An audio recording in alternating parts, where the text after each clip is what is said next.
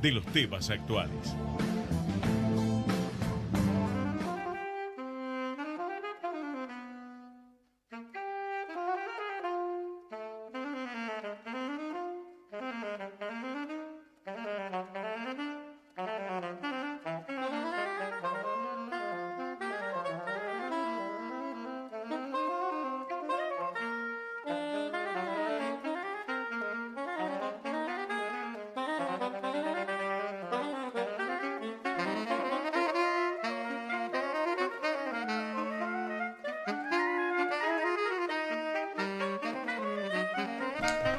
Buenas tardes, ¿qué tal? ¿Cómo les va? Aquí estamos en el programa número 56 de Al Derecho y al Revés, con Alfredo Popritkin, que está tratando de acomodar algo, con Inés Sanguinetti. Sí, señores, buenas tardes. Hola, ¿cómo están?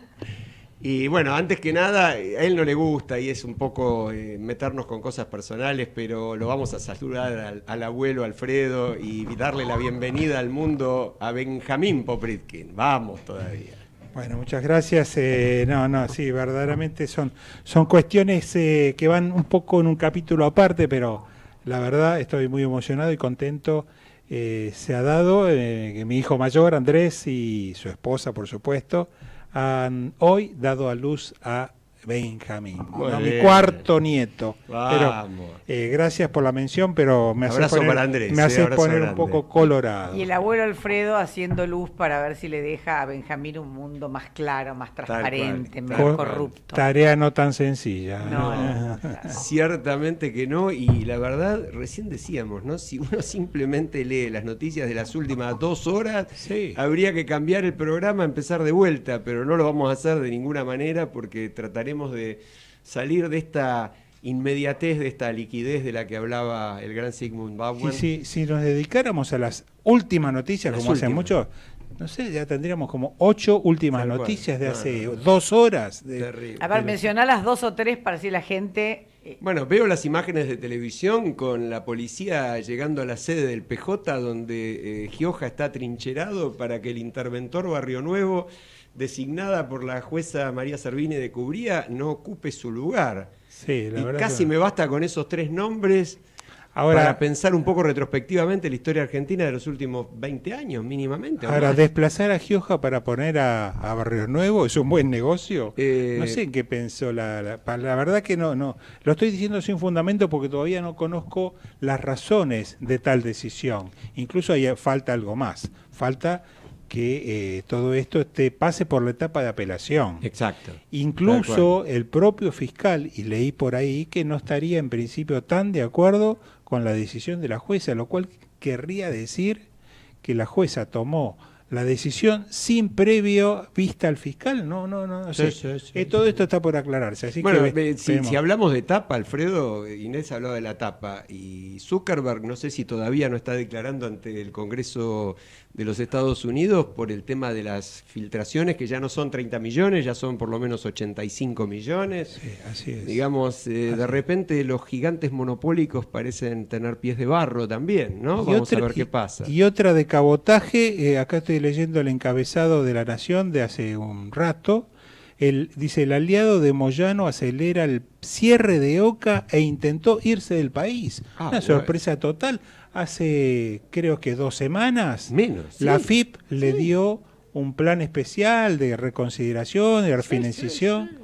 Yo no entiendo al nada. Dueño de Oca. Al dueño de Oca, que dicen que no es Moyano, o que quieren hacer ver que no es Moyano, y que intenta, o sea, esto lo publicó La Nación, es de suponer que tiene un grado de verosimilitud. Dicen que intentó salir del país sin éxito. O sea, lo frenaron en migraciones. No es que están pensando. En Ezeiza lo intentó y fracasó.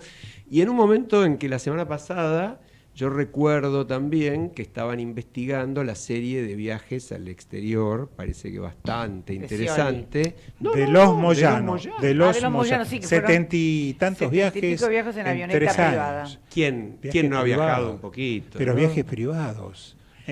Bueno, pero tenemos al aire a un querido amigo y un gran constitucionalista, y un destacadísimo abogado, convocante de un acto muy importante para el día jueves 12. Sí, el doctor Daniel Sapsay, que va a ser el único orador de este acto del día jueves a las 19 horas. Tengo entendido que esto va a ocurrir en la Plaza de Tribunales, pero quisiéramos darle la bienvenida a Daniel y que él nos cuente el detalle en qué consiste, por qué se hace y cómo se va a desarrollar. Hola, Daniel. Daniel, ¿cómo te va? Alejandro, Alfredo e Inés te saludan. Un gusto de saludarlos, muchas gracias por llamarme. Contrario. Contanos un poco, ¿de qué se trata? En primer lugar, no soy yo el que convoca, yo soy uno de los asistentes. Quienes convocan son varias entidades, de las cuales Usina de Justicia, el Colegio de Abogados de la Ciudad de Buenos Aires, un foro interempresario que también está convocando, y la cantidad de quienes lo hacen desde Facebook y desde Twitter, que son los grandes fogoneros de la convocatoria. Ahora, todo ese colectivo es el que ha decidido y me ha ofrecido ser el único orador, lo cual es un enorme compromiso. Esto pasó el viernes pasado, y bueno, aparece mi nombre evidentemente como muy asociado a la convocatoria. La convocatoria se hace efectivamente a las 19 del día jueves, el 12 próximo, en la Plaza Lavalle, que es la plaza que está justo enfrente del Palacio de los Tribunales, el Palacio de Justicia, que es, digamos, el símbolo tradicional de lo que es nuestra justicia. ¿Y el objetivo, Daniel, el objetivo central? Bueno, el objetivo central es conseguir cambios para la justicia, ¿no? Porque esto es lo más importante. Acá lo que se quiere es construir, hacerlo en paz, en serenidad, pero sí mostrar y señalar cuáles son las cosas que ya han llevado un hartazgo a la sociedad. Yo creo que una de las importantes es la impunidad. Claro. La impunidad, que es un poco la conclusión de todo un estado de cosas, de decadencia y de deterioro. Pero que, bueno, en la gente, y es lógico, genera un gran fastidio. Como símbolo, lo que pasó con Cristóbal López y Fabián de Sousa es como un cachetazo, ¿no?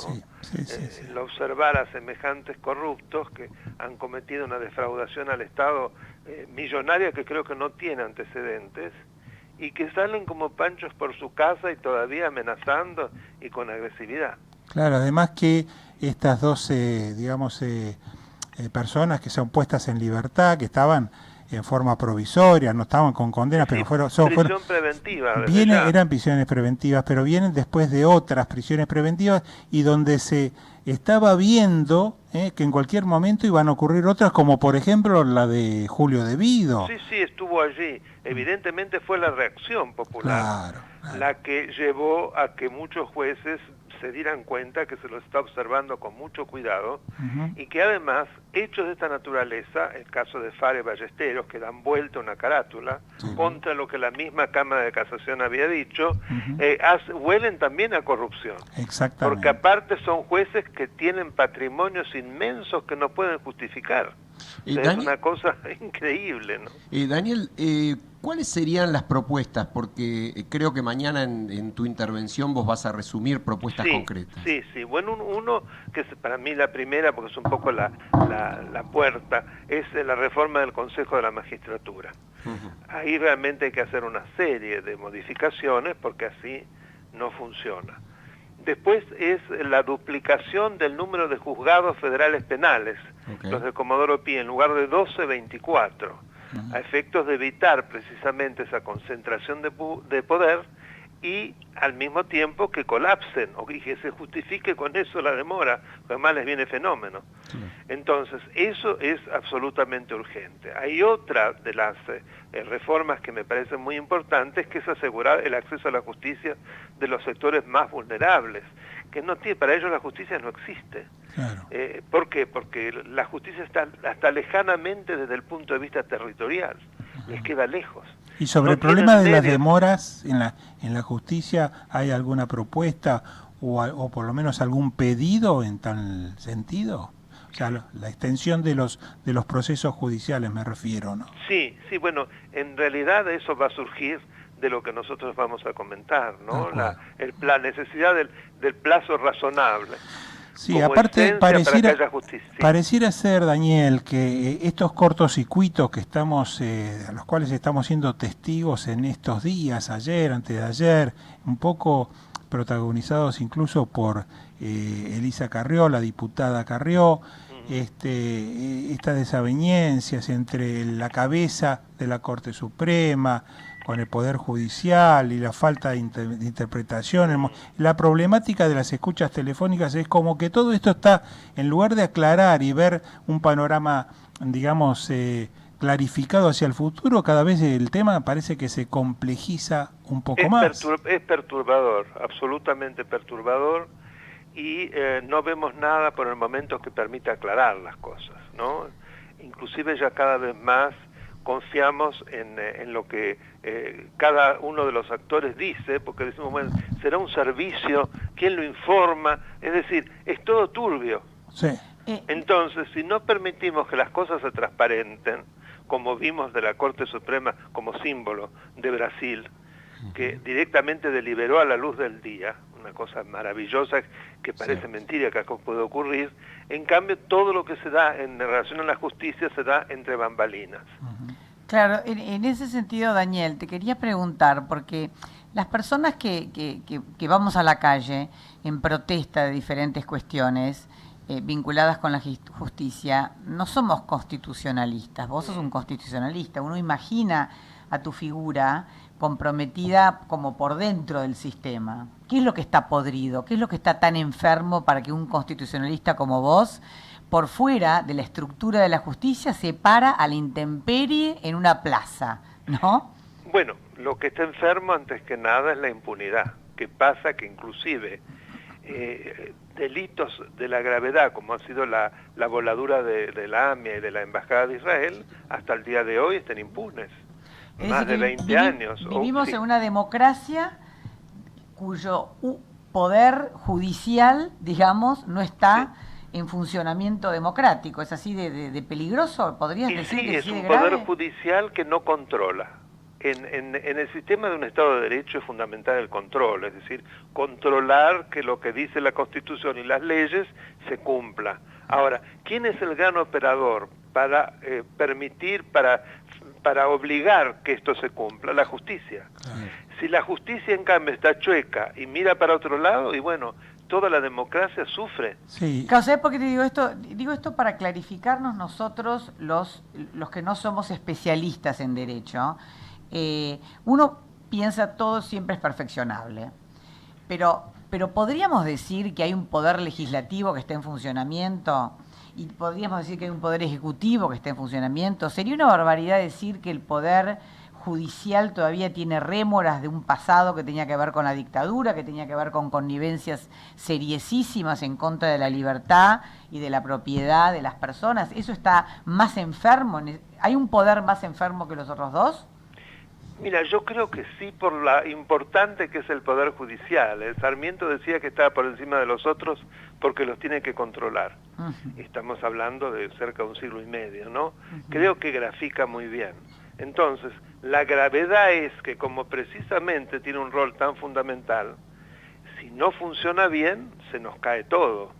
Ahora, cuando vos decías cercano de la dictadura, yo creo que viene de antes, es decir, nuestro Poder Judicial nunca se puso en una situación de real independencia. Wow, siempre fue tremendamente cercano o digamos, o como agradecido con aquellos que lo hicieron jueces. No digo todos, pero sí una cantidad muy importante. Y cuando uno observa, por ejemplo, el accionar de gran parte de las Cortes Supremas que hemos tenido, vemos Cortes Supremas que le han hecho la Corte al gobierno de turno, aunque sea un juego de palabras. Y vemos, por ejemplo, en relación a los Estados Unidos, las Cortes Supremas se las identifican por el nombre del presidente de la Corte Suprema. Acá se les identifica por el nombre del presidente que en ese momento ejercía el Poder Ejecutivo. Parece un detalle, pero creo que habla a las claras de cómo es la relación en un sistema y en el otro. Como diciendo, la corte de Menem, la corte de la Rúa, la corte... Sí, la corte de Alfonsín. Yo creo que es una brillante definición, es una muy, muy interesante definición. Efectivamente, la Corte de Estados Unidos se caracteriza habitualmente por el juez que la presidía. Ahora, vos mencionaste algo también muy interesante, muy actual y que teníamos como tema del día, que es la comparación entre el fenómeno del lavallato y de cómo funciona la justicia de Brasil y lo que ocurre en la Argentina. Y te quería pedir una reflexión, porque más allá del caso puntual del proceso a Lula, uno ve que allá avanza la investigación, avanza la policía, avanzan los fiscales, avanzan los jueces, y acá sentimos exactamente todo lo contrario. ¿Vos compartís esa visión? No, totalmente, pero es por muchos motivos.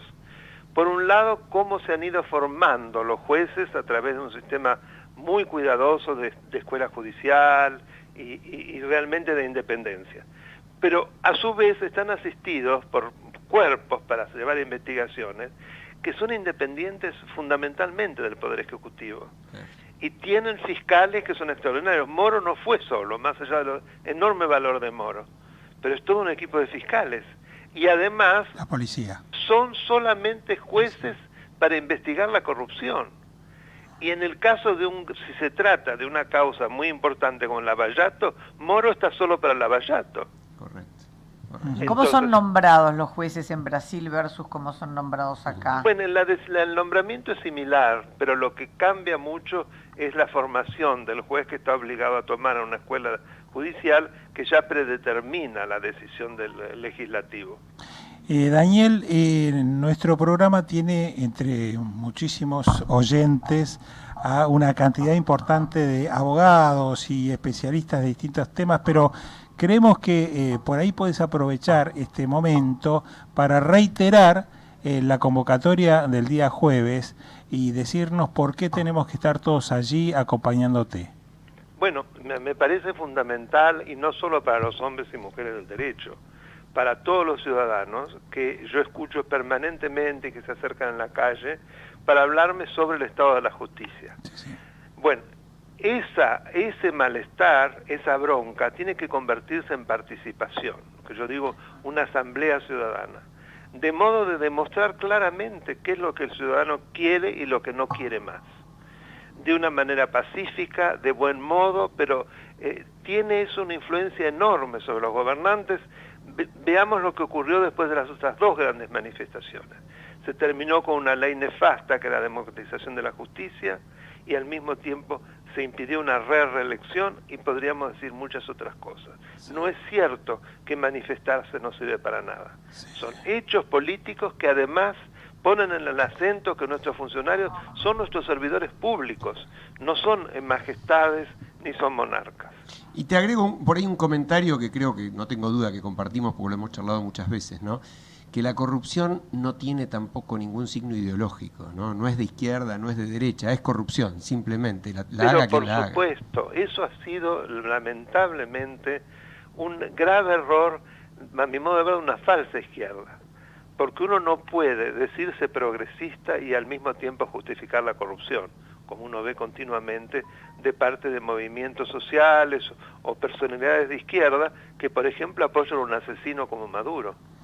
Creo que estábamos para cerrar, pero sí. Yo me permitiría, si me disculpás, una pregunta más, porque ayer, antes de ayer, presenciamos todos desde nuestras casas, desde nuestros televisores, cómo justamente el expresidente Lula de Brasil era puesto preso. Pero claro, se trata de un presidente con un enorme grado de popularidad y de apoyo por parte de una buena parte de la población brasileña. ¿Cómo podemos de alguna manera compatibilizar esas contradicciones de una persona que se sabe, se probó y se conoce que ha cometido delito, por lo menos uno significativo por el cual ahora está condenado y hasta llegó a la corte y ha ratificado, y ese grado de popularidad y qué puede llegar a pasar y cómo se maneja la cuestión hacia un futuro de esas cuestiones? Bueno, yo creo que lo que pasa muchas veces en nuestros países es que no se le da real importancia a lo que importa la corrupción, no como un hecho aislado, sino respecto de lo que es todo el desarrollo de un país. Y aparecen esas justificaciones del roba pero hace, ¿no? O a mí me fue bien, conmigo fue bueno. Lo demás, y bueno, hay corrupción en todos lados.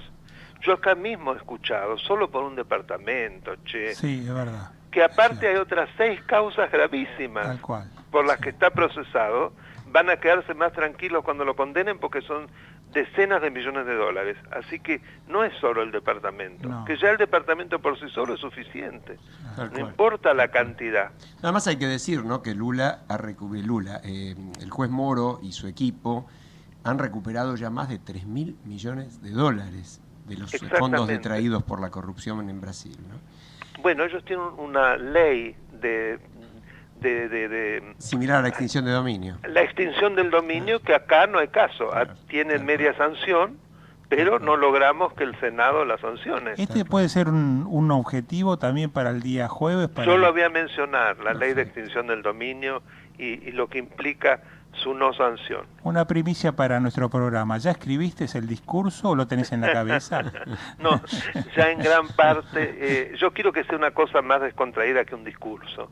Pero sí, ya he armado toda la estructura, los puntos principales y lo que tiene que ir en cada uno. Buenísimo. Ya eso lo tengo armado. Daniel, sabemos que estás en la calle. Te agradecemos muchísimo. Te demoramos más de lo que habíamos Fue un previsto. placer hablar con ustedes, Y como siempre. te mandamos un abrazo. Hasta Un el día gran abrazo jueves. para Hasta el los jueves, tres. tal cual. Adiós. Bueno, la verdad que muy interesante. Además, buena elección, me parece que se hayan puesto todos de acuerdo y hayan resignado esa posibilidad de que haya varios discursos con diferentes temáticas o similares temáticas y concentren y reconozcan en la figura tan bien vista de Daniel Sapsay, digamos un poco una especie de persona que se ha jugado muchas veces por este tipo de consignas y que resume la problemática con total claridad y puede, digamos, de alguna manera conducirnos o llevarnos por el camino necesario como para empezar a encontrarle la punta al problema, porque todo esto realmente, si no es con el apoyo de los ciudadanos, me parece que no va a cambiar nunca. Está muy bien lo que él dice, ¿no? Yo estoy totalmente de acuerdo. Creo eso sí, que tiene que haber una posición coherente de todos en el enfrentamiento de todo acto de corrupción, de toda violación ética, de toda cuestión de conflicto de intereses, que no son todas iguales, porque tienen distintos grados. Sí. Y tampoco es lo mismo robar 1.000 millones que robar 1 millón. Sí es lo mismo en cuanto a que los dos tienen que ser juzgados y condenados, Sí. pero la trascendencia por ahí no es la misma.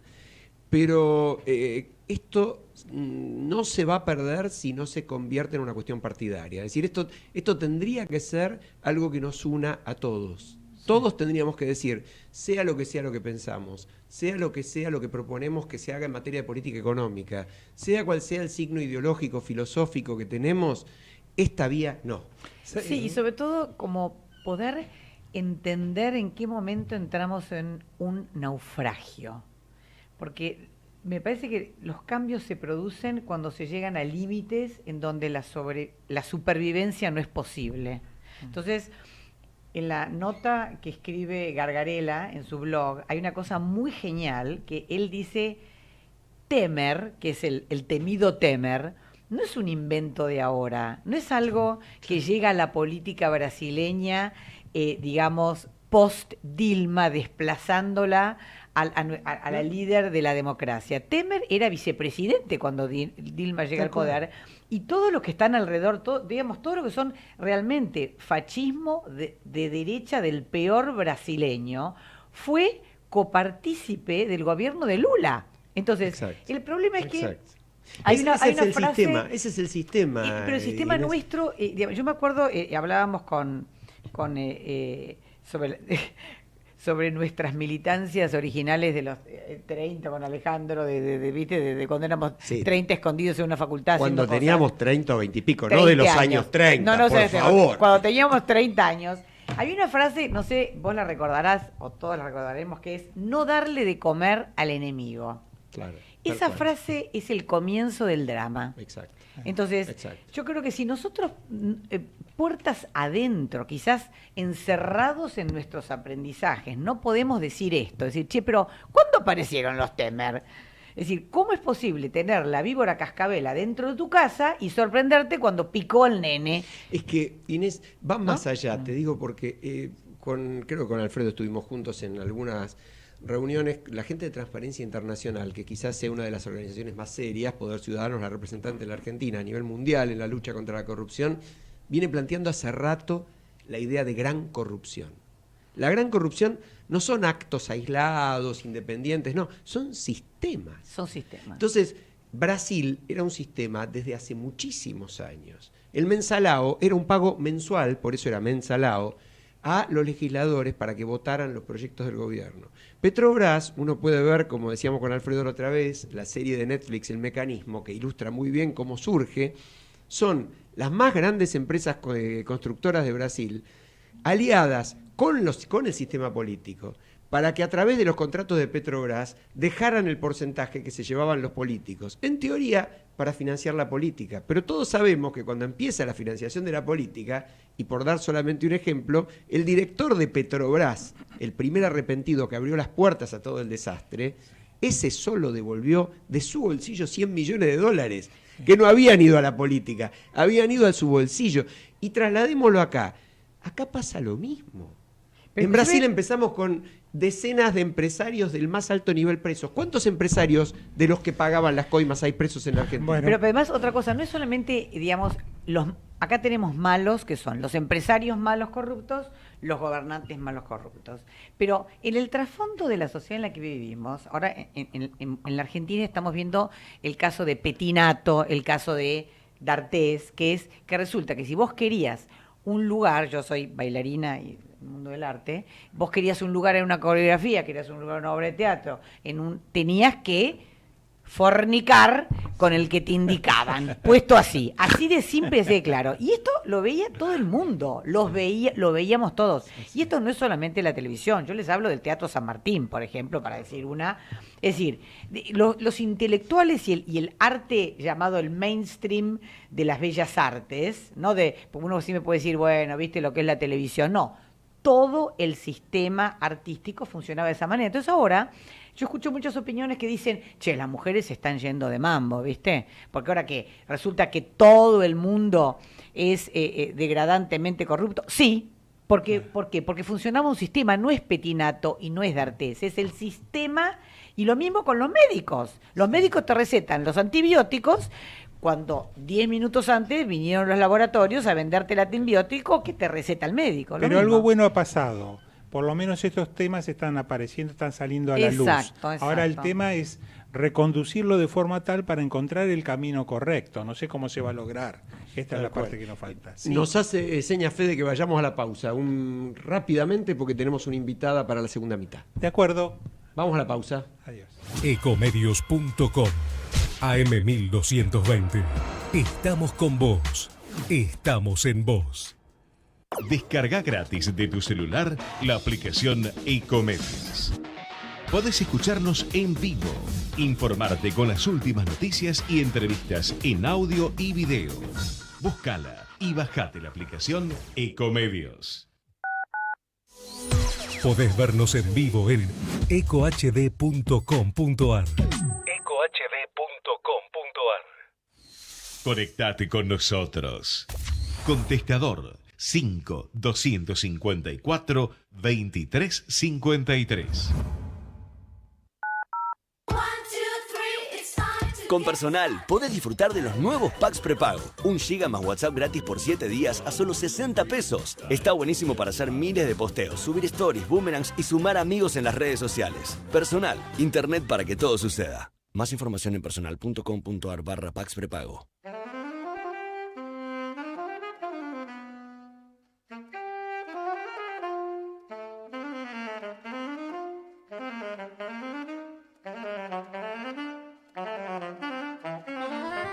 Bueno, estamos de vuelta y justamente por el tema que estábamos tratando es todavía más interesante la entrevista. Ya la tuvimos en nuestro programa.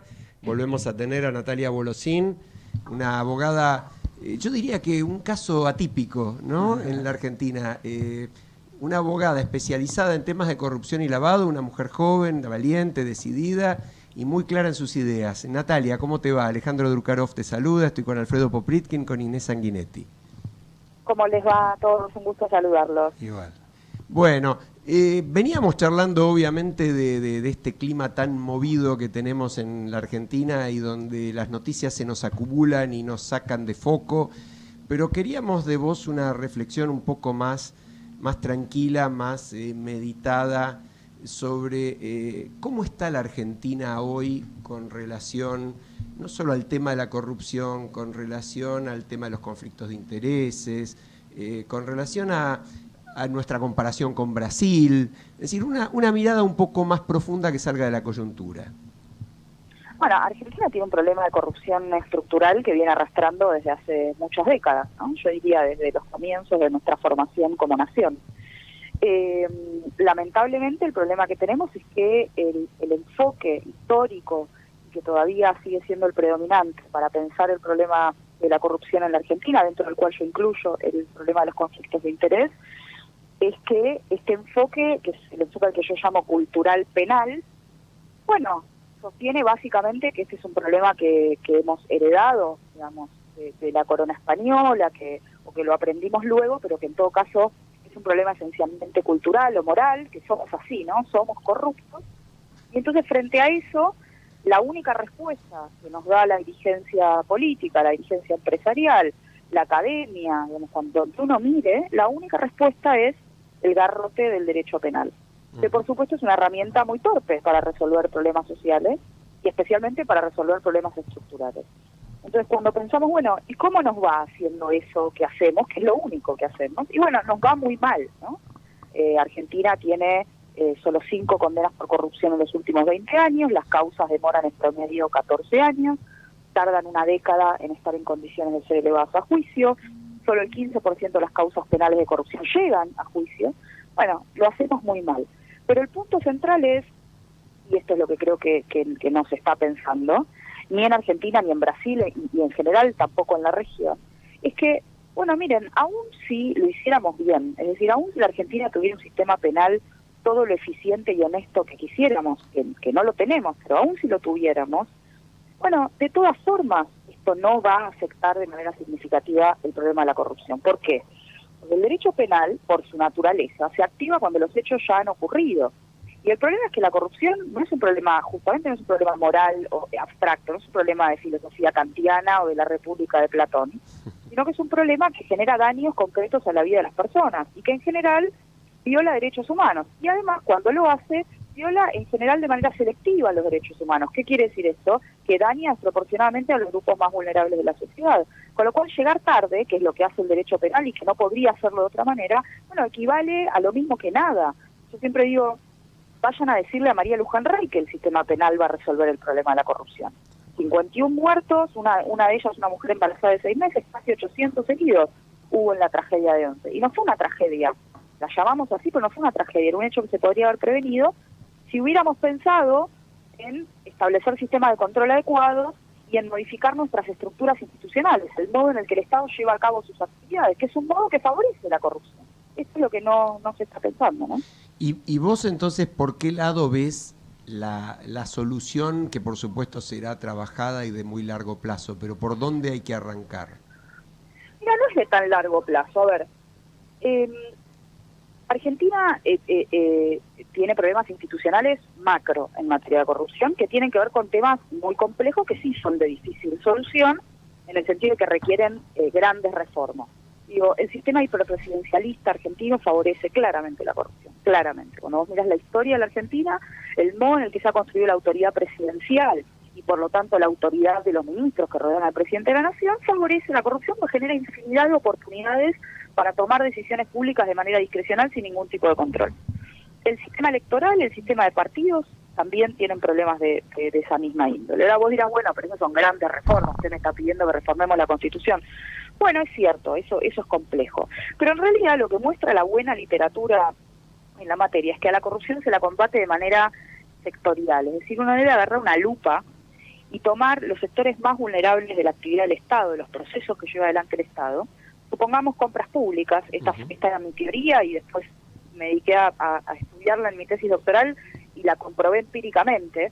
Mi teoría era que el sistema de contrataciones en la Argentina es el principal problema, digamos, es el gran agujero negro la corrupción en la Argentina, y efectivamente lo demostré empíricamente. Si miramos las grandes causas de corrupción política en la Argentina, desde el 89 para acá, es decir, los últimos 29 años, casi el 50% de esas causas se explican de manera lineal por algún agujero en el sistema de contratación. Argentina es el único país de toda América Latina, junto con Venezuela, que no tiene ley de compras de bienes y servicios, nos regimos por un decreto delegado. Argentina no tiene, digamos, tiene una ley de obra pública que es del año 47, digamos. ¿Alguien puede en su sano juicio creer que podemos hacer obra pública de manera transparente, con participación ciudadana y previniendo la corrupción con una norma de 1947? Pareciera que no, ¿no? Sí, y cuando uno empieza a mirar esas normas en lo concreto, la cantidad de oportunidades que generan para la corrupción son infinitas. Y si tomamos cada una de las causas, las que ustedes quieran tomar, desde el 89 para acá, se explican de manera lineal. Vos me vas a decir, bueno, y la causa Cunita, bueno, mira, y yo te voy a mostrar que en la norma hay un agujero que explica esa causa. Y me vas a decir, y la causa Chicone, y yo te voy a mostrar que hay un agujero.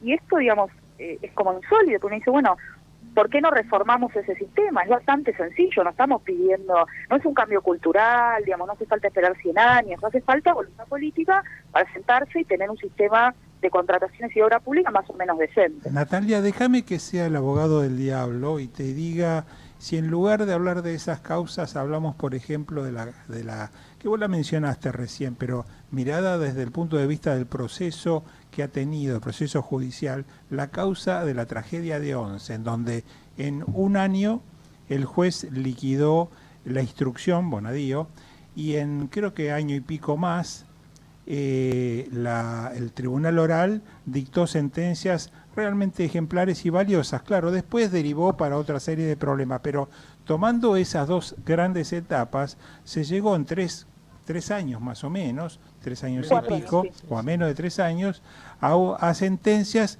importantes y definitivas, con 300 testigos en el medio o algún número parecido. Si se pudo así, ¿por qué no se puede en el resto?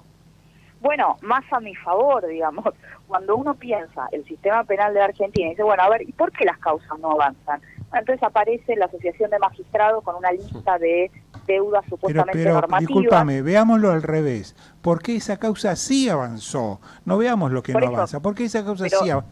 ¿Porque estaba la presión social detrás de esa causa? No, porque, a ver, lo que digo es esto, ¿Por qué avanzó esa causa y no las otras? Porque hubo voluntad política de los operadores judiciales, que fueron el fiscal Delgado y el juez Bonadío en la instrucción, y luego el tribunal oral, para que esa causa avanzara. Correcto. Esto que demuestra que cuando pensamos el problema penal, que de nuevo es el que a mí menos me interesa, porque no tiene, creo, casi nada que ver con resolver el problema de la corrupción, pero cuando pensamos solamente en la cuestión penal, y aparece, por ejemplo, la Asociación de Magistrados diciendo, bueno, pero acá faltan normas porque el código no es acusatorio, entonces las oportunidades de dilación para los abogados, no, todo eso es cierto. Pero en realidad, cuando uno mira los diagnósticos que hicieron las ONG que estudiaron las causas de corrupción y piensa, bueno, ¿por qué ocurre lo que ocurre?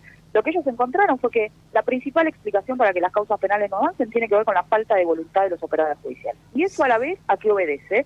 Bueno, obedece a la falta de independencia de los operadores judiciales. Cuando uno mira los modos de designación, los modos de remoción de jueces y fiscales, la falta de controles y de rendición de cuentas cotidiana que tienen estos funcionarios, digamos, porque en la Argentina no hay mecanismo de control cotidiano de la función judicial. De hecho, las ONG que accedieron a esas causas tuvieron que judicializar el pedido de acceso, porque el Código Procesal Penal tiene una norma que establece que las causas penales son secretas salvo para las partes. Sí, sí. Con lo cual, como digamos, amigos del tribunal. No es que actuaron como amigos del tribunal. Ellos lo único que querían era acceder al expediente. Y la mayoría de los jueces le decían, no, señor, acá el Código Procesal tiene una norma que dice que el expediente es secreto, salvo para las partes.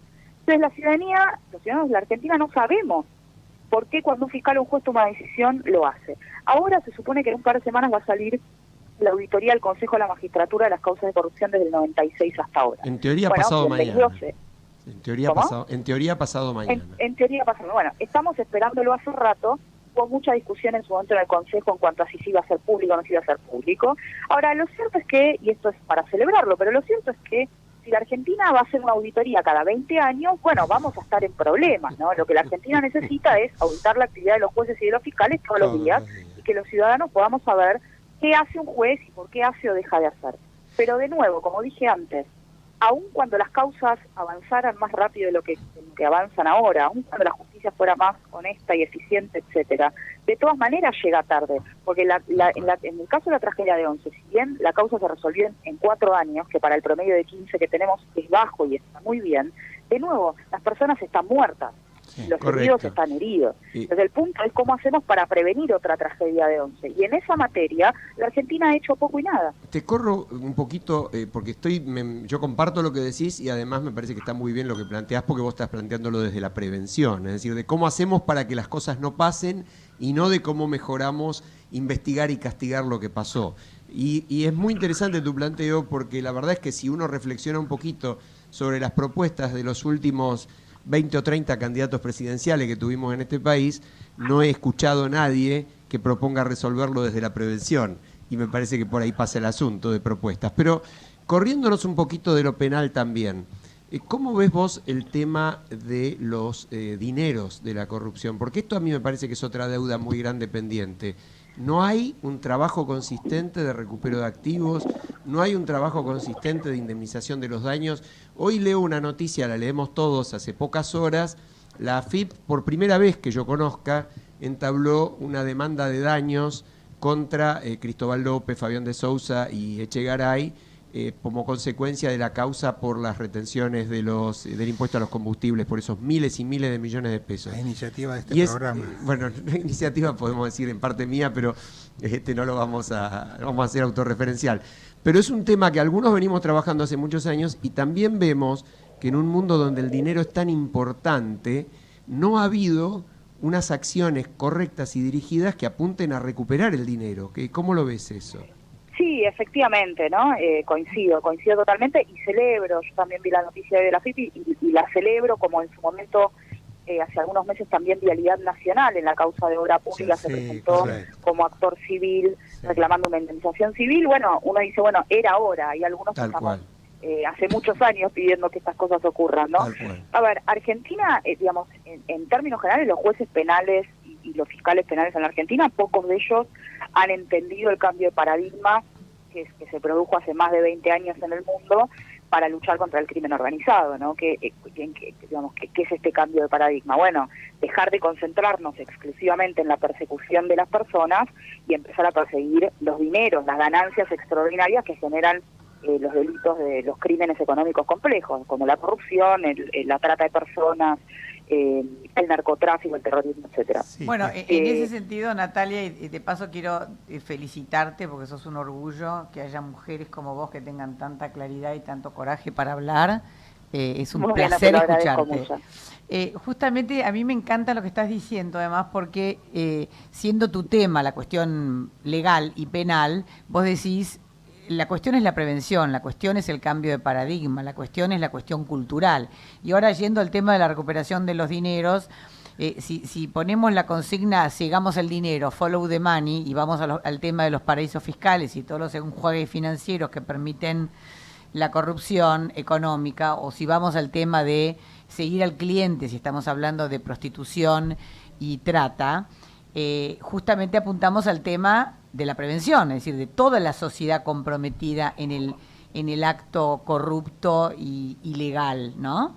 Entonces, sí, efectivamente, esto es interesante lo que vos planteás, porque efectivamente el recupero de activos tiene esta particularidad, que es que no solo tiene un sentido, digamos, de persecución penal, de represión del delito, sino que también tiene un efecto preventivo, porque lo que vos haces es impedir que las ganancias ilícitas, o sea, el producto del delito, vuelva a ser reinvertido en nuevos delitos, que es lo que normalmente ocurre, o que ingrese con apariencia lícita al sistema económico y financiero y cause los daños que causa, digamos, el flujo de dineros ilícitos en el mundo todos los días, ¿no? Ahora, Argentina en ese sentido, de nuevo, tiene una cuestión ahí de cultura jurídica, que los jueces penales siguen creyendo que su única tarea es perseguir a las personas.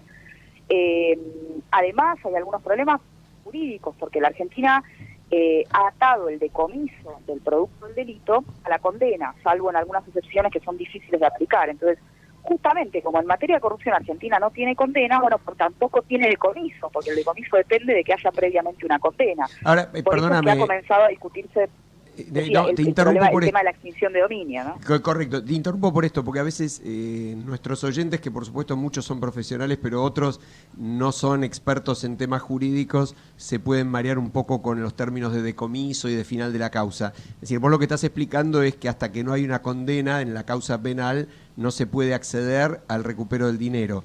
Pero en ese sentido también, y te llevo por supuesto a ese tema porque lo he tratado varias veces, lo que se puede hacer en paralelo y no se hace es lo que ahora está haciendo la FIP. Es decir, el Estado tiene mecanismos para hacer acciones de cobro que no dependan definitivamente de la causa penal, que en todo caso a lo sumo puedan esperar en algunos casos el dictado de la causa penal y hasta con el nuevo Código Civil y Comercial lo puedan evitar. Es decir, el follow the money se puede iniciar en paralelo a lo penal y eso tampoco se hace. Sí, efectivamente, ¿no?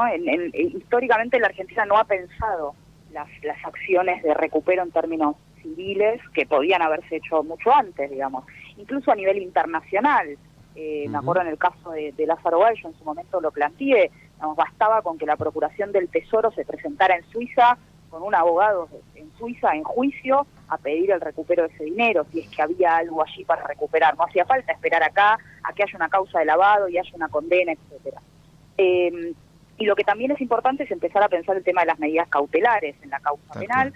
Esto lo hemos visto, afortunadamente, en los últimos años, en algunas causas de corrupción resonantes ha habido, ¿no? Uno ve grandes embargos en las tapas de los diarios y demás. Muchas veces son técnicamente deficientes, porque los jueces dictan embargos genéricos. Entonces dice, un embargo de miles de millones de pesos sí, sale pero en no todas se las traba. tapas de los diarios. Claro. Y cuando uno va a mirar la causa, en realidad no cautelaron ningún activo concreto en particular, pero digamos que empieza a haber algunos cambios, sobre todo en los fiscales, de empezar a pensar en cautelar, en embargar, en intervenir judicialmente las empresas, para cautelar los bienes para el momento en el que llegue la condena.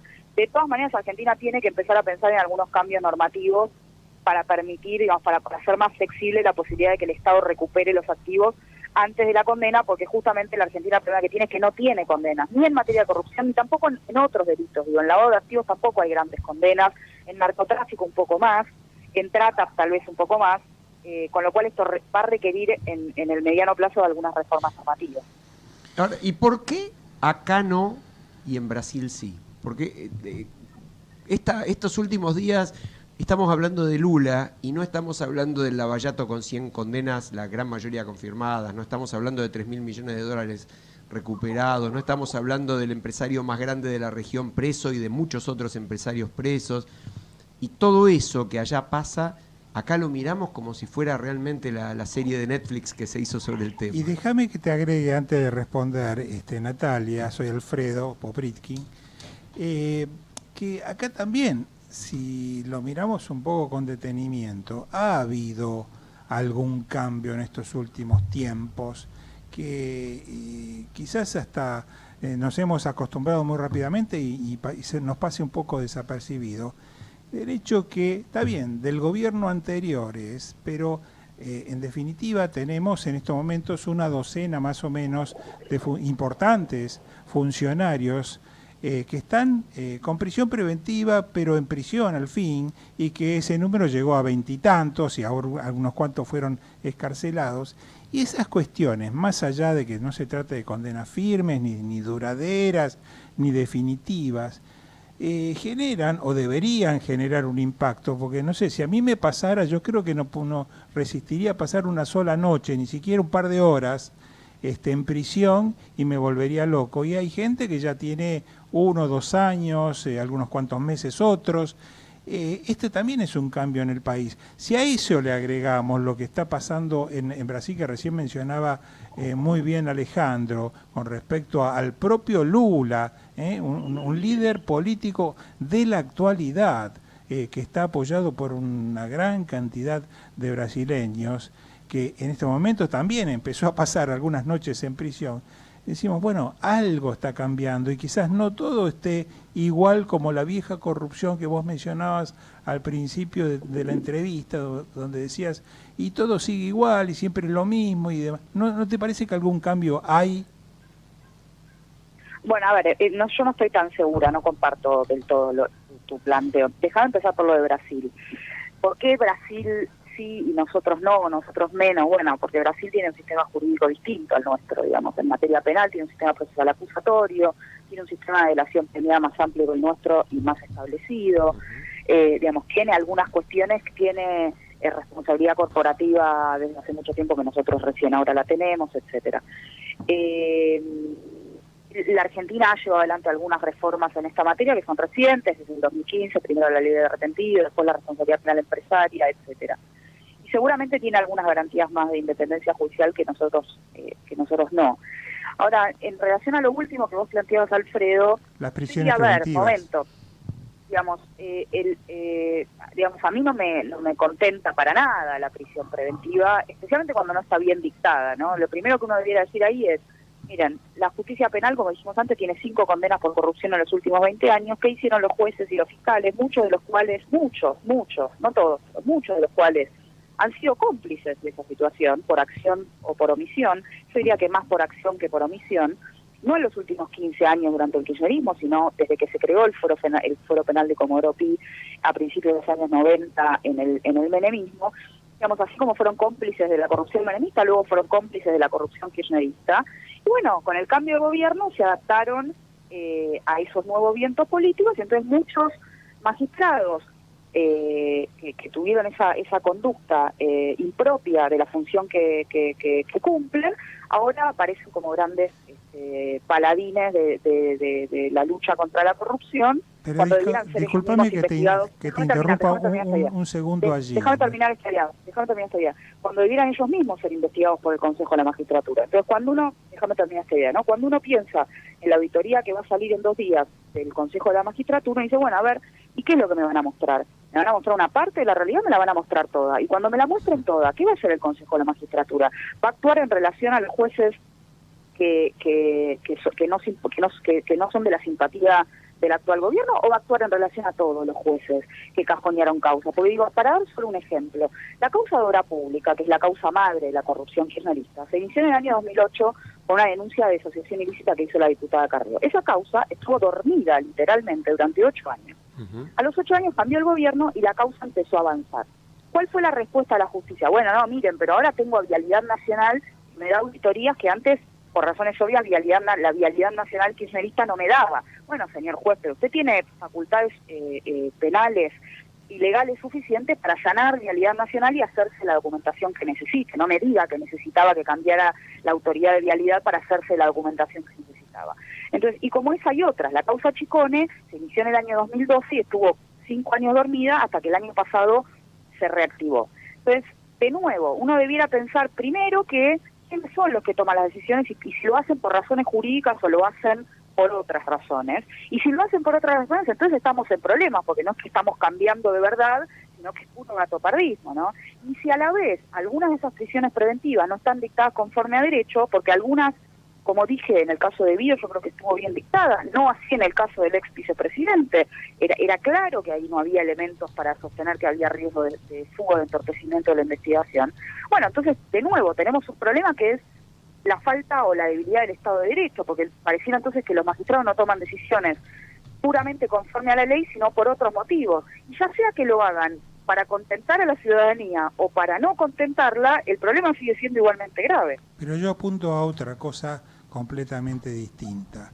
Me parece que más allá de que estén conforme a derecho o no algunas de las decisiones que se tomaron, el impacto en el funcionario que siempre pensaba históricamente en el país, acá no pasa nada, ahora está empezando a ver que en algunos casos pasa algo, y quizás pase cuando ya el funcionario deje de serlo y le pase en el siguiente gobierno, pero no nos olvidemos que hoy, los funcionarios de hoy van a ser los ex funcionarios del mañana. Entonces la pregunta es, ¿no habrán o no estarán tomando debida nota para no terminar como ahora terminaron los ex funcionarios? Es decir, algún impacto mínimo en cierta medida no ha producido o no produce, aunque sea en la psiquis interna o en el manejo del día a día por parte de los funcionarios en cuanto a su soltura en el manejo de los fondos públicos.